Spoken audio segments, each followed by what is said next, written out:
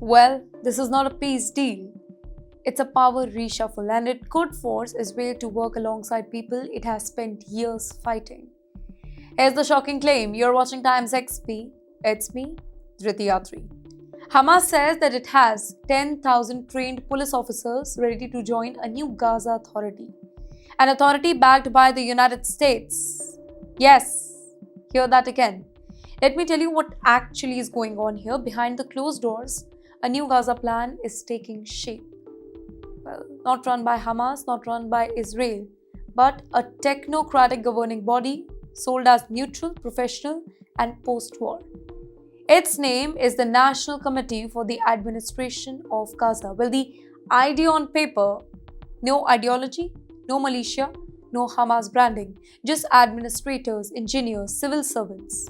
Sounds clean, right? Sounds simple? But reality is not that simple because Hamas has not disappeared at all. It still controls local policing, in fact, municipal system, internal order. And now Hamas is saying that our people will cooperate. Our officers, they will serve, and our police will maintain the order here. But here's the twist. Hamas is not talking about fighters. It is talking about uniformed police forces, about 10,000 of them, trained, organized, and embedded in Gaza's society. Then enters the US President Donald Trump. His plan is tied to a ceasefire framework brokered under Trump's watch. The deal works like this: Israel pulls the troops back, Hamas gives up the weapon, and Gaza gets a new administration. Now, on paper, everyone compromises. But here's the catch: disarmament talks have not even started. Yet, Hamas is already positioning itself inside the future system, not as rulers, but this time as workers. But you know what this means for Israel?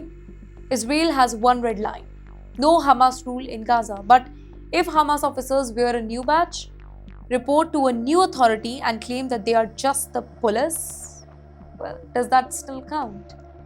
This is the dilemma. Same people, different label. Same structure and new paperwork.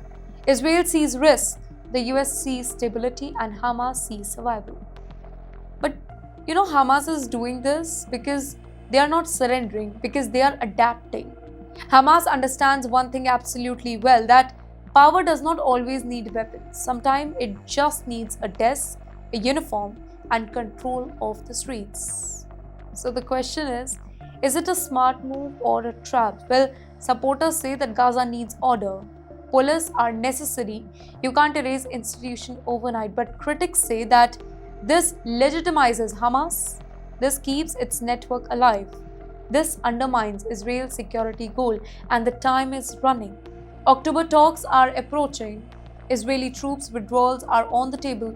Disarmament is compromised but not proven. And Gaza's future, well, that hangs in the balance.